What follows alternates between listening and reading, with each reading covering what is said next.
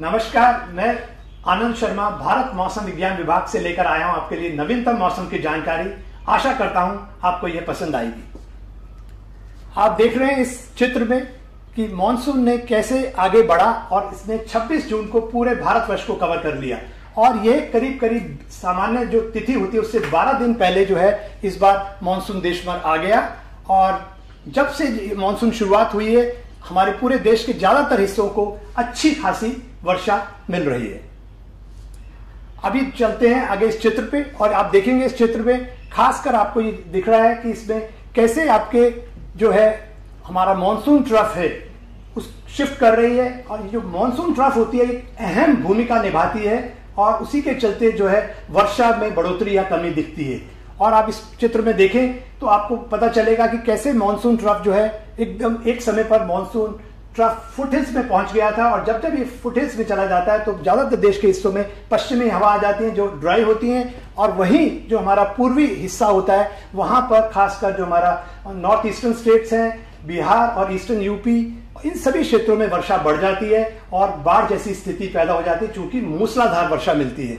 उसके साथ आप देखेंगे कि एक साइक्लोनिक सर्कुलेशन हमारा बना हुआ है गुजरात के आसपास और ये सर्कुलेशन ने जो है अरब सागर से जो नमी को खींचा और उसके चलते जो है नमी आगे बढ़ी और इन क्षेत्रों में भी अच्छी खासी वर्षा मिली। और एक मॉनसून जो ऑफशोर ट्रफ है वो आपके पश्चिमी तटों के हिस्से पे बनी हुई थी, उसने भी इस हिस्सों में वर्षा को बढ़ाया। ठीक एक हमारे यदि हमारे दक्षिण प्रायद्वीप को देखें, हमारा जो पेनिनसुलर रीजन है वहां पर ईस्ट वेस्ट शेयर जोन बना हुआ है, उसके चलते भी इन क्षेत्रों में ज्यादा वर्षा मिली और इन सभी ने जो है हमारे देश को ओवरऑल जो है लगातार जो है 3 हफ्तों तक सामान्य से ज्यादा वर्षा दी। अभी हम बात करते हैं हमारा जो सैटेलाइट का एनिमेशन है, हर 3 घंटे की जो हमें पिक्चर दिखाई देती है उसमें आप बड़ा क्लियरली देख सकते हैं, जहां आपको येलो कलर दिख रहा है, रेड कलर दिख रहे हैं, उन क्षेत्रों में आपको सामान्य से ज्यादा वर्षा मिली है। और जैसा कि हमने पीछे सर्कुलेशन फीचर्स की बात की थी, जहां जहां सर्कुलेशन फीचर्स बने हुए थे उन्हीं क्षेत्रों में आपको ज्यादा वर्षा मिल रही है। और ये जो आपका चित्र है इसमें भी आप देख सकते हैं, जहां आपका ये डायग्राम बना हुआ है, ब्लू एरियाज और रेड एरियाज जहां जहां आपको मिले हैं वहां हमको या तो मध्यम से ज्यादा या भारी वर्षा, और रेड कलर जो रीजन है वहां पर हमको बहुत भारी वर्षा मिली। तो खासकर जैसा कि हमने पिछले सप्ताह के पूर्वानुमान में कहा था कि फुटहिल्स में जो हमारा मॉनसून ट्रफ जा रही है और यहां पर भारी से बहुत भारी वर्षा होगी और बाढ़ जैसी स्थिति पैदा होगी, ठीक वैसा हुआ। अब बात करते हैं अगले 2 हफ्तों के जो पूर्वानुमान जो हमारा कहते हैं इसके इस चित्र में आप देख रहे हैं कि यदि हम बात करें 26 जून से लेकर 2 जुलाई जो हमने कहते हैं आपको पूर्वानुमान दिया था, उस पूर्वानुमान में हमने कहा था कि उत्तर पूर्वी इलाकों में झमाझम वर्षा मिलेगी और उसके साथ साथ जो हमारा कहते हैं आपका पश्चिमी का हिस्सा है और दक्षिण वाला हिस्सा है वहां पर भी अच्छी खासी वर्षा मिलेगी। और यदि आप जो हमने रेनफॉल जो हमने मेजर किया है इस हफ्ते में उसको यदि देखें तो आप देखेंगे बिल्कुल ये स्थिति बिल्कुल मैच कर रही है। और हमने ये भी कहा था कि उत्तर पश्चिम भारत में जो है वर्षा की कमी रहेगी और ठीक वो आप देख रहे हैं कि उत्तर पश्चिमी हिस्सों में हमारे जो है वर्षा कम मिली है। अब बात करते हैं हमारे इस चित्र की। ये दर्शा रहा है हमारा कि एक महीने में यानी कि 1 जून से लेकर 1 जुलाई तक हमारे देश भर में किस तरह की वर्षा रही। तो आप देखेंगे इस क्षेत्र के अंदर जो भारतवर्ष को हम लोगों ने करीब करीब 36 उपखंडों में बांटा हुआ है। उन 36 उपखंडों में से करीब करीब हमारे जो है बात करें तो 1 2 3 4 5 7 ऐसे उपखंड रहे जहां पर वर्षा जो है सामान्य से कम रही, जो कि रेड कलर में दर्शा रहा है आपको। और बाकी के सभी क्षेत्रों में जो है आपको या तो सामान्य वर्षा मिली या सामान्य से ज्यादा वर्षा मिली। ये डायग्राम भी आपको दिखा रहा है कि ये जो ग्रीन लाइन आप देख रहे हैं ये दर्शा रही है आपको सामान्य वर्षा, और जहां तक जो ग्रीन बार्स दिख रही है, सॉरी ब्लू बार्स दिख रही हैं आपको, वो दर्शा रही हैं कि आपको कितनी वर्षा मिली उस पर्टिकुलर दिन में। तो काफी जगहों पे आप देखेंगे या तो सामान्य है या सामान्य से ज्यादा वर्षा मिली है हमें।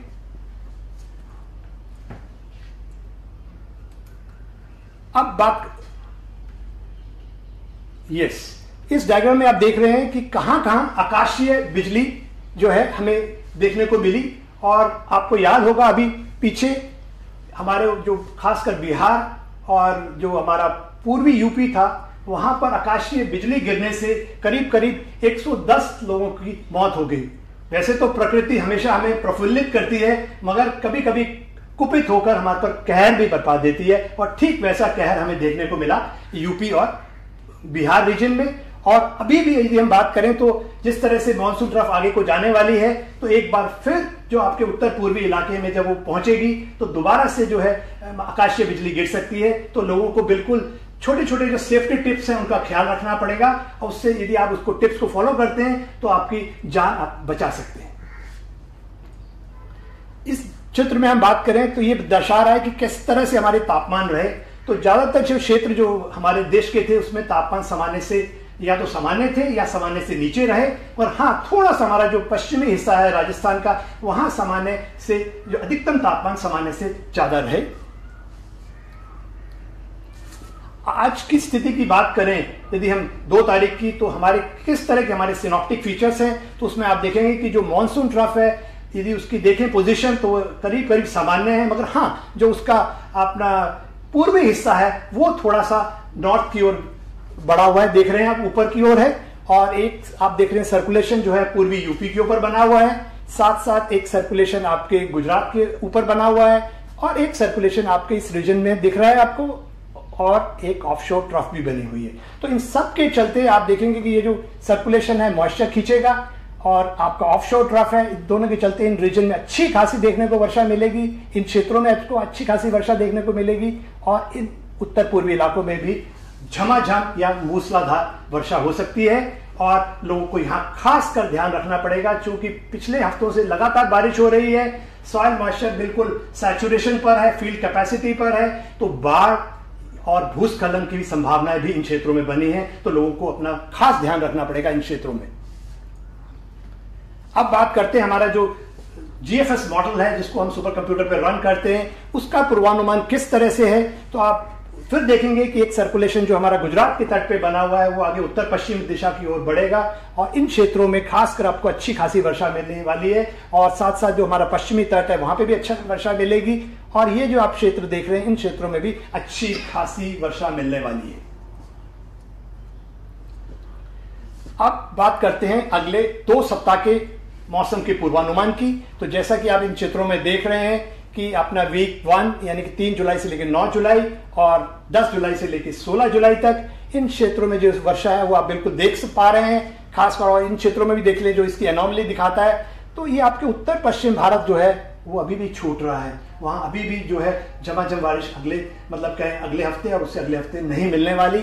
वहीं बात करें उत्तर पूर्वी इलाकों की, तो यहां पर आप चेतावनी लेके चलिए, आपको भारी से बहुत भारी वर्षा मिलने वाली है, बाढ़ जैसी स्थिति हो सकती है, भूस्खलन हो सकता है। तो खासकर आप लोगों के लिए यहाँ चेतावनी है, बिल्कुल तैयारी रखिए अपनी, और सेफ जगहों पे रहिए, नदी नालों और निचले इलाकों से बिल्कुल दूर रहें।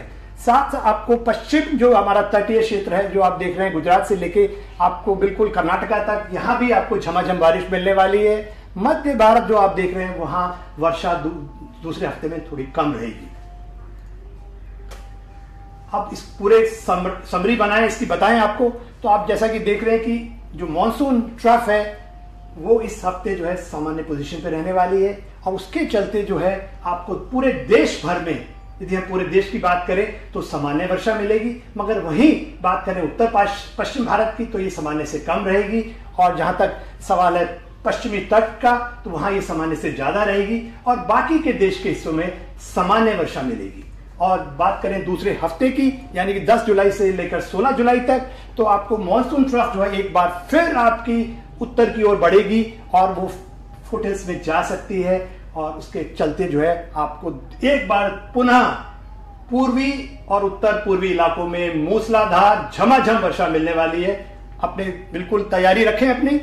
और वहीं आपके मध्य भारत और हमारा जो वेस्टर्न हिमालयन रीजन है वहां पर वर्षा सामान्य से कम रहने वाली है। धन्यवाद। आशा करता हूं आपको ये जानकारी पसंद आई होगी और आप अच्छे वेदर का पूरा फायदा उठा पाएंगे और खराब वेदर से बचने के पूरे उपाय करेंगे।